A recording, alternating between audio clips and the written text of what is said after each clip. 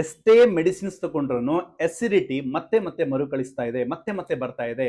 ಔಷಧ ತಗೊಂಡ ನಂತರ ಸ್ವಲ್ಪ ಸಮಯ ಮಾತ್ರ ರಿಲೀಫ್ ಕೊಡ್ತಾ ಇದೆ, ನಂತರ ಪುನಃ ರಿಯಾಕರ್ಸ್ ಆಗ್ತಾ ಇದೆ ಎಸಿಡಿಟಿ. ಇದು 99% ಜನಗಳ ಸಮಸ್ಯೆ ಸ್ನೇಹಿತರೆ. ಯಾಕೆ ಹೀಗಾಗ್ತಾ ಇದೆ? ತುಂಬಾ ಜನರಲ್ಲಿ ಒಂದು ಮಿಸ್ಕನ್ಸೆಪ್ಷನ್ ಇದೆ. ಏನಂತ ಕೇಳಿದ್ರೆ, ನಾನು ಎಣ್ಣೆ ಪದಾರ್ಥ ತಿಂದಿದ್ದೀನಿ ಜಾಸ್ತಿ, ಅದಕ್ಕೋಸ್ಕರ ಆಗಿರ್ಬೋದು, ಅಥವಾ ಖಾರ ತಿಂದಿದ್ದೀನಿ, ಅಥವಾ ನಾನ್ ವೆಜ್ ಜಾಸ್ತಿ ತಿಂದಿದ್ದೀನಿ, ಅಥವಾ ಗಡ್ಡೆ ಗೆಣಸುಗಳನ್ನ ಜಾಸ್ತಿ ತಿಂದಿದ್ದೀನಿ, ಅದಕ್ಕೋಸ್ಕರ ಎಸಿಡಿಟಿ ಆಗಿದೆ ಅನ್ಕೊಂಡಿರ್ತೀವಿ. ಬಟ್ ಮೇನ್ ರೀಸನ್ ಇದಲ್ಲ. ಇದು ಒಂದು ರೀಸನ್ ಆಗಿರ್ಬೋದು, ಬಟ್ ಮುಖ್ಯವಾದ ಕಾರಣ ಏನಂತ ಕೇಳಿದ್ರೆ ಸ್ಟ್ರೆಸ್. ಸ್ನೇಹಿತರೆ, ನಮ್ಮ ದೇಹ ಯಾವಾಗ ನಾವು ಸ್ಟ್ರೆಸ್ ಅಲ್ಲಿ ಇರ್ತೀವಿ, ಸ್ಟ್ರೆಸ್ ಅಲ್ಲಿ ಊಟ ಮಾಡಿರ್ತೀವಿ, ಅಥವಾ ಮೊಬೈಲ್ ಅಲ್ಲಿ ಮಾತಾಡ್ಕೊಂಡು, ಜಗಳ ಮಾಡ್ಕೊಂಡು, ಬಿಸ್ನೆಸ್ ವಿಷಯ ಮಾತಾಡ್ಕೊಂಡು ನಾವೇನ್ ಮಾಡಿರ್ತೀವಿ, ಊಟ ಮಾಡ್ತಾ ಇರ್ತೀವಿ, ಅಥವಾ ಟಿವಿ ನೋಡ್ಕೊಂಡು ಊಟ ಮಾಡ್ತಾ ಇರ್ತೀವಿ. ಇದೆಲ್ಲ ಕಾರಣಗಳಿಂದ ಏನಾಗುತ್ತೆ, ನಮಗೆ ಸ್ಟ್ರೆಸ್ ಸ್ಟಾರ್ಟ್ ಆಗುತ್ತೆ. ಸ್ಟ್ರೆಸ್ ಅಲ್ಲಿ ಊಟ ಮಾಡ್ತೀವಿ, ತಿಂಡಿ ತಿಂತೀವಿ. ಈ ಸ್ಟ್ರೆಸ್ ಅಲ್ಲಿ ಇದ್ಬೇಕಾದ್ರೆ ನಮ್ಮ ದೇಹ ಏನಾಗುತ್ತೆ, ಫ್ಲೈಟ್ ಮೋಡಿಗೆ ಹೋಗ್ಬಿಡುತ್ತೆ. ಯಾವಾಗ ನಮ್ಮ ದೇಹ ಫ್ಲೈಟ್ ಮೋಡಿಗೆ ಹೋಗುತ್ತೆ, ತಟಸ್ಥ ಸ್ಥಿತಿಯಲ್ಲಿ ಇರುತ್ತೆ, ವಿಶ್ರಾಂತಿ ಅಲ್ಲ ಇದು, ತಟಸ್ಥ ಸ್ಥಿತಿಯಲ್ಲಿರುತ್ತೆ, ನಮ್ಮ ಜೀರ್ಣಾಂಗ ವ್ಯವಸ್ಥೆ ಏನಾಗುತ್ತೆ, ಜೀರ್ಣಕ್ರಿಯೆಗೆ ಸಪೋರ್ಟ್ ಮಾಡಲ್ಲ, ಜೀರ್ಣ ಸರಿಯಾಗಿ ಆಗಲ್ಲ. ಇದರಿಂದನೇ ಎಸಿಡಿಟಿ ಸ್ಟಾರ್ಟ್ ಆಗುತ್ತೆ. ಸೊ ಅದಕ್ಕೆ ನೋಡಿ, ತುಂಬಾ ಜನರಲ್ಲಿ ನಾವು ಸೇಮ್ ಫುಡ್, ನಿನ್ನೆ ತಿಂದಂತಹ ಫುಡ್ ಅಥವಾ ರೆಗ್ಯುಲರ್ ಆಗಿ ನಾವೇನ್ ಫುಡ್ ತಿಂತಾ ಇದೀವಿ ಅದೇ ಫುಡ್ ಅನ್ನು ತಿಂದ್ರೂ ಸಹ ಎಸಿಡಿಟಿ ಸ್ಟಾರ್ಟ್ ಆಗುತ್ತಾ ಇದೆ. ಸ್ನೇಹಿತರೆ, ನಾವು ತಿಂದಂತಹ ಆಹಾರ ಪದಾರ್ಥಗಳು ಯಾವಾಗ ಜೀರ್ಣ ಆಗುತ್ತೆ? ಸೊ ಯಾವಾಗ ನಮ್ಮ ದೇಹ ಪಾರಾಸಿಂಪಥೆಟಿಕ್ ಮೋಡ್ ನಲ್ಲಿ ಇರುತ್ತೆ. ಪಾರಾಸಿಂಪಥೆಟಿಕ್ ಮೋಡ್ ಅಂತ ಹೇಳಿದ್ರೆ ನಮ್ಮ ದೇಹ ವಿಶ್ರಾಂತಿ ಸ್ಥಿತಿ ಅಥವಾ ಜೀರ್ಣಕ್ರಿಯೆಗೆ ರೆಡಿ ಆಗೋದಂತ ಅರ್ಥ.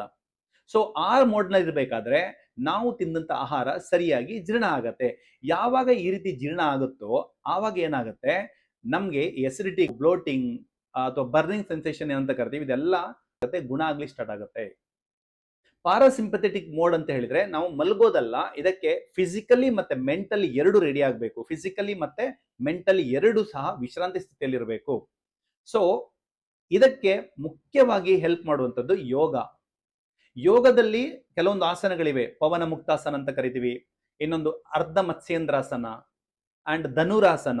ಸೊ ಇದೆಲ್ಲ ಆಸನಗಳು. ಇದರ ಜೊತೆಗೆ ನಾವು ಅನುಲೋಮ ವಿಲೋಮ ಪ್ರಾಣಾಯಾಮ ಇದೆಲ್ಲ ಮಾಡ್ತಾ ಇದ್ರೆ, ಸೊ ಯಾವುದೇ ಅಸಿಡಿಟಿ ಇದ್ರೂ ಸಹ, ಯಾವುದೇ ಬ್ಲೋಟಿಂಗ್ ಸಮಸ್ಯೆ ಇದ್ರೂ ಸಹ, ಯಾವುದೇ ಬರ್ನಿಂಗ್ ಸೆನ್ಸೇಷನ್ ಇದ್ರೂ ಕೂಡ ಮೆಡಿಸಿನ್ಸ್ ಇಲ್ಲದೇನೆ ಇದೆಲ್ಲವನ್ನು ರಿವರ್ಸ್ ಮಾಡ್ಕೊಳ್ಬಹುದು ಸ್ನೇಹಿತರೆ. ಇದ್ರ ಜೊತೆಗೆ ನಾವೇನ್ ಮಾಡ್ತಾ ಇದೀವಿ, ಇಗ್ನೋರ್ ಮಾಡ್ತಾ ಇದೀವಿ. ಯಾವ್ದು ಹೇಳಿ, ನಮ್ಮ ಗಟ್ ಸಿಸ್ಟಮ್, ನಮ್ಮ ಗಟ್ ಹೆಲ್ತ್ ಅನ್ನು ಇಗ್ನೋರ್ ಮಾಡ್ಕೊಳ್ತಾ ಇದೀವಿ.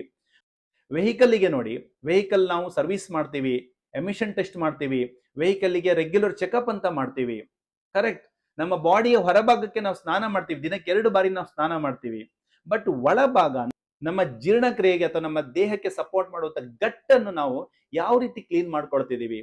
ನೀವೇನಾದ್ರೂ ನಿಮ್ಮ ಗಟ್ ಹೆಲ್ತ್ ಬಗ್ಗೆ ಮಾಹಿತಿ ಇದ್ದು ನೀವೇನಾದ್ರೂ ಕ್ಲೆನ್ಸಿಂಗ್ ಮಾಡ್ಕೊಳ್ತಾ ಇದ್ದೀರಿ, ಎವ್ರಿ ಟೈಮ್ ನೀವು ನಿಮ್ಮ ಗಟ್ ಬಗ್ಗೆ ಕಾಳಜಿ ತಗೊಳ್ತಾ ಇದ್ದೀರಿ, ಕ್ಲೆನ್ಸಿಂಗ್ ಮಾಡ್ಕೊಳ್ತಾ ಇದ್ದೀರಿ ಅಂತ ಹೇಳಿದ್ರೆ ದಯವಿಟ್ಟು ಕಮೆಂಟ್ ಹಾಕಿ. ಯಾವ ರೀತಿ ಮಾಡ್ಕೊಳ್ತಿದ್ದೀರೋ ಅನ್ನೋದು ಕಮೆಂಟ್ ಮುಖಾಂತರ ತಿಳಿಸಿ. ಯಾಕಂದ್ರೆ 99% ಮನುಷ್ಯನಿಗೆ ಕಾಯಿಲೆ ಬರುವಂತದ್ದು ಗಟ್ ಇಂದ. Thank you so very much. Bye by.